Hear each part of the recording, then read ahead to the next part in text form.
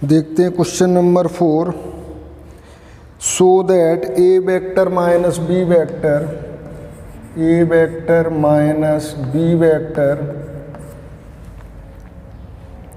Cross ए vector plus b vector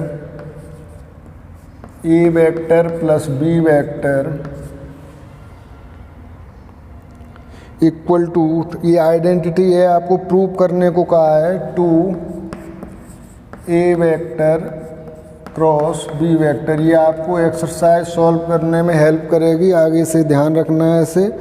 अभी तो इसे हमें प्रूव करना है। तो LHS लेते हैं। LHS equal to A vector minus b vector cross A vector plus b vector equal to A vector का क्रॉस होगा a vector plus b vector से, माइनस बी वेक्टर का क्रॉस होगा a vector plus b vector से। तो करते हैं cross ए vector plus ए vector cross B vector minus b vector, ये क्रॉस है, क्रॉस ए वेक्टर और minus b vector cross B vector. तो यहाँ थोड़ा आपको ए वेक्टर को क्रॉस ए वेक्टर समझाना चाहेंगे। जब डॉट होता था तब बात अलग होती थी। तो ए वेक्टर डॉट, जैसे हम बी वेक्टर फाइंड करते थे, हम ए वेक्टर डॉट ए वेक्टर ही बता रहे। तो ए वेक्टर क्रॉस ए वेक्टर जब करेंगे तो ये आएगा modulus of A vector sine theta unit vector N. तो ये जो भी रहे हों, ए वेक्टर का स्क्वायर किए देते हैं मॉडुलस ऑफ साइन थीटा। जब एक ही वेक्टर हैं तो इनके बीच का एंगल होगा वो या तो 180 होगा या 0 डिग्री होगा, और जो भी होगा तो ये हमें वैल्यू देगा साइन 0 डिग्री या 180 पर 0। तो ये हो जाएगा 0, यानी कि a vector cross A vector हो या b vector cross B vector हो, दोनों की वैल्यू होगी 0। Hence a vector cross A vector equal to 0 and b vector cross B vector equal to 0, ये भी 0 होंगे। तो इसकी जगह हमने 0 पुट किया, और ये है हमारा A vector cross B vector minus B A vector है। इसे हम देखते हैं A vector cross B vector equal to, अगर हम पलट देते हैं तो साइन चेंज हो जाएगा, यानी कि बी वेक्टर क्रॉस ए वेक्टर, यानी कि बी वेक्टर क्रॉस ए वेक्टर को हम ए वेक्टर क्रॉस बी वेक्टर कह सकते हैं। तो प्लस ए vector cross B vector minus 0। तो ये हो जाएंगे 2 A vector cross B vector, और यही है आपका RHS। तो ये होता है प्रूव्ड, हैंस प्रूव्ड। ये आइडेंटिटी है, एक्सरसाइज में आपको हेल्प करेगी।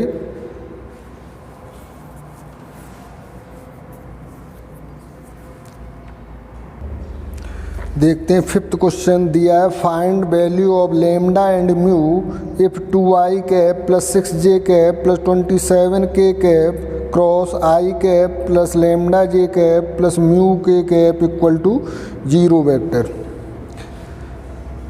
तो यहाँ हमें वेक्टर का क्रॉस फाइंड करना है। 2i cap plus 6j cap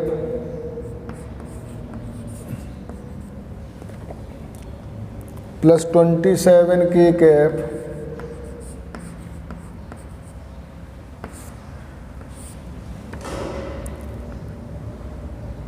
cross i cap plus lambda j cap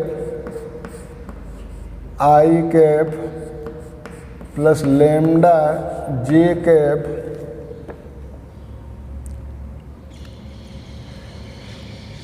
plus mu K cap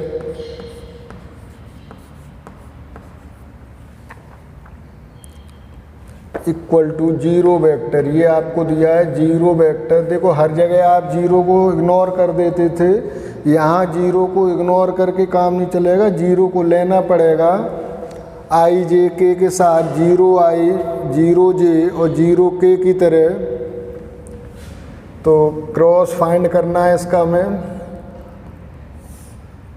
I cap j cap के कैप इक्वल टू, यहाँ हम लेते हैं zero I cap plus zero J cap plus zero K cap. 2 6 27 2 6 27 1 lambda mu 1 lambda mu. तो इसको हम solve करेंगे तो आई के साथ आएगा 6 mu minus 27 lambda, 6 mu minus 27 lambda minus J cap के साथ आएगा 2 mu minus 27, 2 mu minus 27 plus K cap के साथ आएगा 2 lambda minus 6, 2 lambda minus 6 equal to zero I cap plus zero J cap plus zero K cap. तो I के यहीं से हम कंपैरिजन कर सकते हैं। ऑन कंपेयरिंग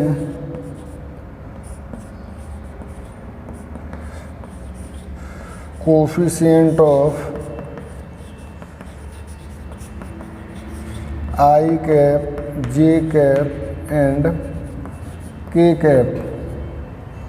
आई का कोफिशिएंट है 6 mu minus 27 lambda equal to 0, ये इक्वेशन 1 हो सकती है। और के का कोफिशिएंट है 2 लैम्डा, सॉरी जे का है, यानी कि माइनस, अब माइनस जाएगा उधर, चलो लिखे देते -2 mu minus 27 equal to 0, equation number 2।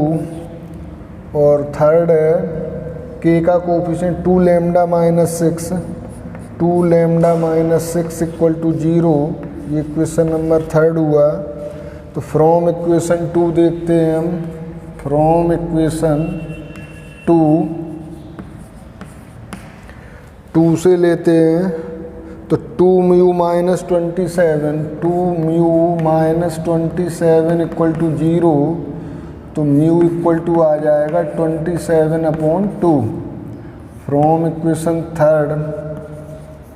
और जब थर्ड को लोगे तो आपको मिलेगा 2 लैम्डा माइनस 6 इक्वल टू 0, यानी कि 2 लैम्डा इक्वल टू 6, यानी कि लैम्डा इक्वल टू यहाँ से मिलेगा 3।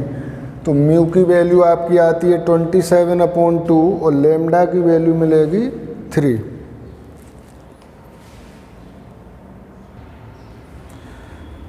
देखते हैं सिक्स्थ क्वेश्चन।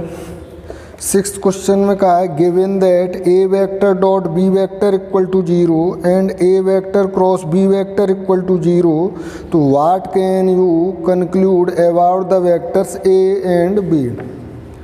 तो हमें दिया A vector dot B vector equal to 0 और A vector cross B vector equal to 0।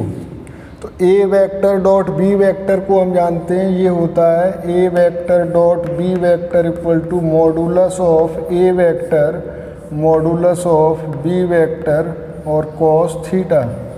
तो यहाँ अगर इसे 0 होना है, 0 होने के लिए या तो ए vector modulus of A vector 0 हो और मॉडुलस ऑफ बी वेक्टर 0 हो, तो ये 0 हो सकता है। थर्ड कंडीशन बनती है कि cos थीटा इक्वल टू 0 होने पर भी ये 0 हो सकता है। लेकिन अगर हम यहाँ देखते हैं A vector cross B vector equal to ये होता है modulus of A vector modulus of B vector और साइन थीटा और यूनिट वेक्टर एन। तो ये अगर 0 होना हो तो कंडीशन ये बन सकती है कि मॉडुलस ऑफ ए वेक्टर 0 हो, either modulus of B vector 0 हो या साइन थीटा इक्वल टू 0 हो। लेकिन दोनों since a vector dot B vector equal to 0 है and A vector cross B vector equal to 0 है, दोनों 0 हैं, तो दोनों 0 में थीटा की पॉसिबिलिटी सेम नहीं हो सकती। यानी cos थीटा अगर 0 होगा तो साइन थीटा 0 नहीं हो सकता। If cos theta equal to 0 then sine theta is not equal to 0। तो वेक्टर ए 0 हो सकता है, वेक्टर बी 0 हो सकता है, लेकिन cos थीटा और साइन थीटा के लिए कंडीशन फॉलो नहीं करेगी। तो वेक्टर ए और वेक्टर बी के लिए हम कह सकते हैं either modulus of vector A equal to 0 और modulus of vector B equal to 0। ये कंडीशन बन सकती है, तभी A vector dot B vector equal to 0 हो सकते हैं और A vector cross B vector equal to 0 हो सकता है।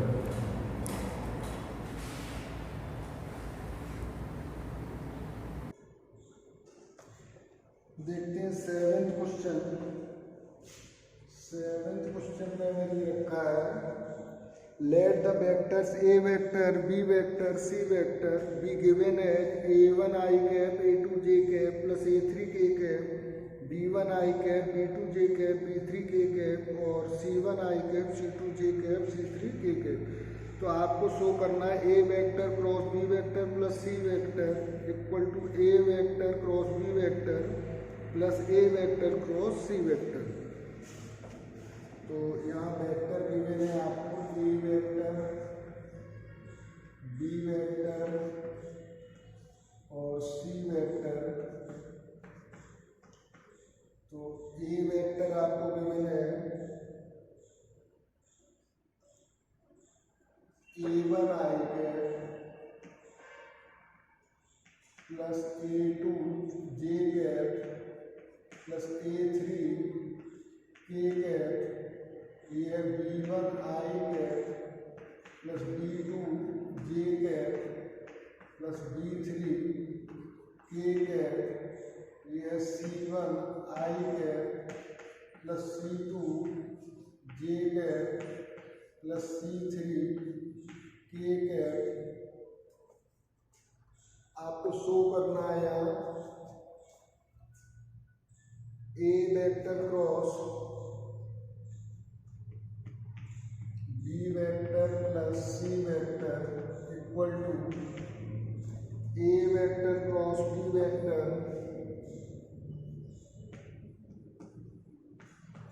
प्लस ए वेक्टर क्रॉस सी वेक्टर। ये आपको प्रूव करना है। तो हम लेते हैं यहाँ पहले हमें vector B vector plus C vector find करते हैं।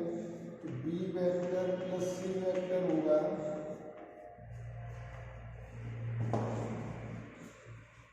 Equal to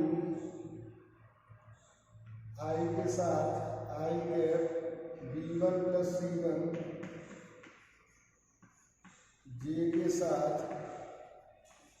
b2 plus c2 plus k के साथ b3 प्लस c3। अब हमें फाइंड करना है LHS लेते हैं। LHS है A vector cross B vector plus C vector. Determinant के हेल्प से सॉल्व करते हैं तो ये आएगा इक्वल टू आई जे के आई कैप जे कैप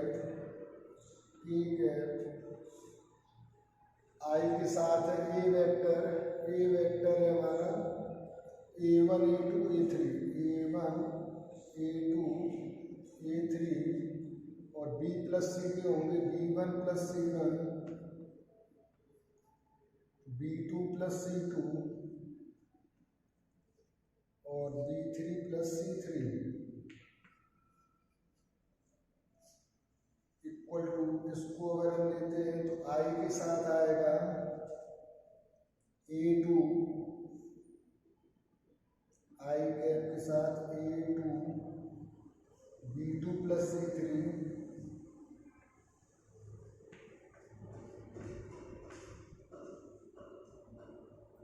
I के साथ A2 B2 plus C3 minus A3 B2 plus C2, ये I का कोफिशिएंट हो गया। अब I के बाद माइनस J कैप के लिए हो जाएगा A1 B3 plus C3, A1 B3 plus C3 minus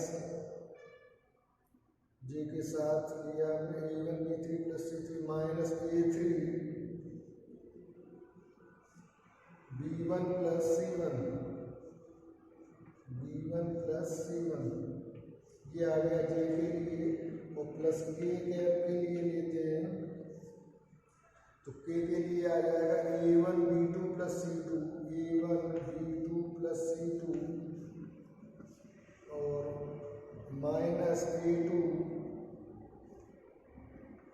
B1 plus C1। ये तो आपका I J K का कोफिशिएंट आ गया। अब आपको देखना ये है कि हमें कुछ इस तरह से चाहिए, तो इसका मतलब है कि A क्रॉस B क्रॉस जब आप फाइंड करोगे तो A और B वाले टर्म आएंगे एक साथ, और A क्रॉस C फाइंड करोगे तो A C वाले टर्म एक साथ आएंगे। तो इसको आप अरेंज कुछ इस तरह से करें कि A और B वाले टर्म एक साथ हों और B A और C वाले एक साथ हों। तो इसको हम थोड़ा आगे बढ़ाते हैं। Equal to I A2 B2 plus A3 A2 B2 plus A2 C3, A2 B2 plus A2 C3, A2 C3 minus A3 B2 minus A3 C2,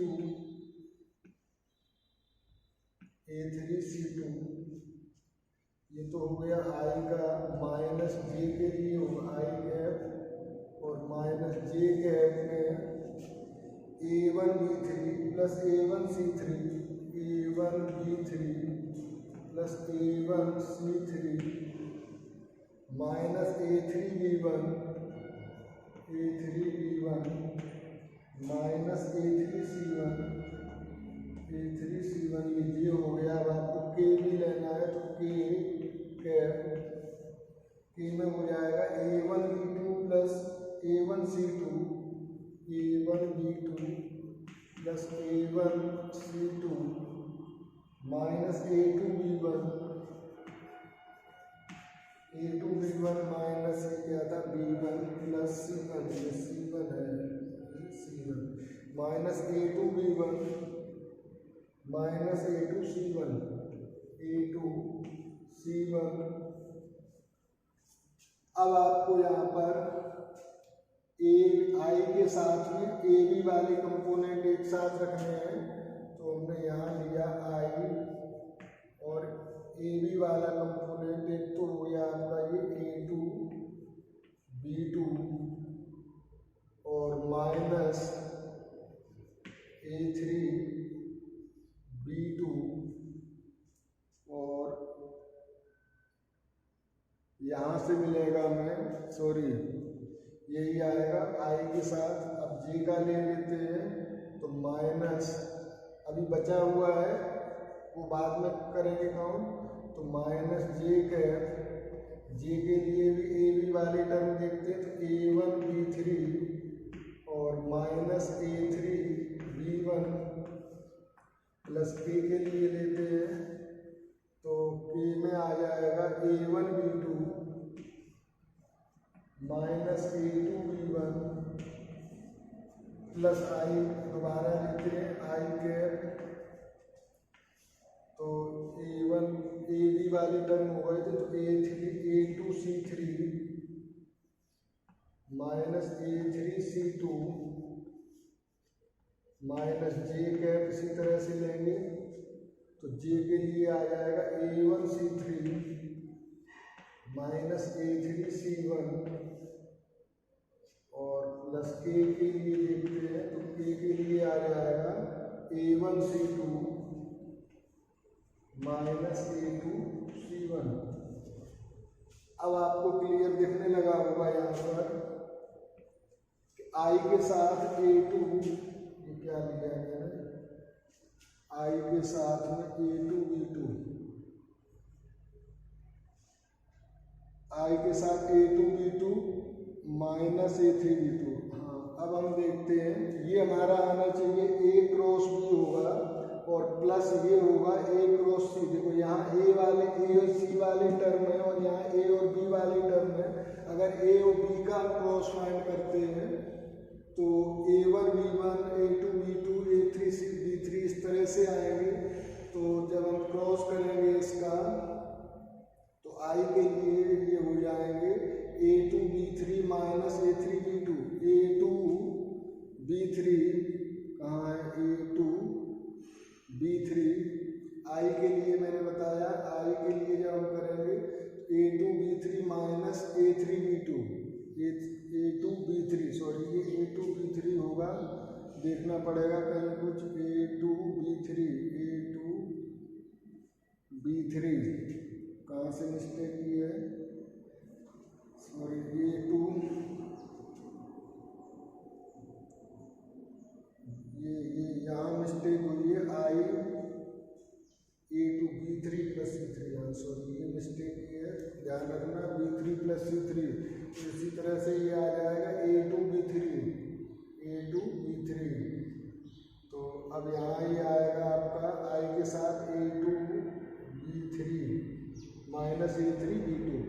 तो देखो जब A क्रॉस B फाइंड करेंगे तो आएगा A2B3 माइनस A3B2, J के साथ A1B3 minus A3B1 A1B2 minus A2B1। तो जब A क्रॉस C फाइंड करेंगे तो ये आएगा, आप करके देख सकते हैं। और हम डायरेक्ट क्या लिख सकते हैं, A क्रॉस B, ये है A क्रॉस B और प्लस ये है आपका A क्रॉस C। आप ऐसे भी कर सकते थे कि पहले यहाँ लेके चलते LHS, फिर RHS को लेके चलते, ये आप देखोगे कि ये RHS ही लिखा हुआ है, A क्रॉस B है, ये हमने ये टर्म एक साथ कर दिए और ये A क्रॉस C है। तो ये आपका हैंस प्रूव्ड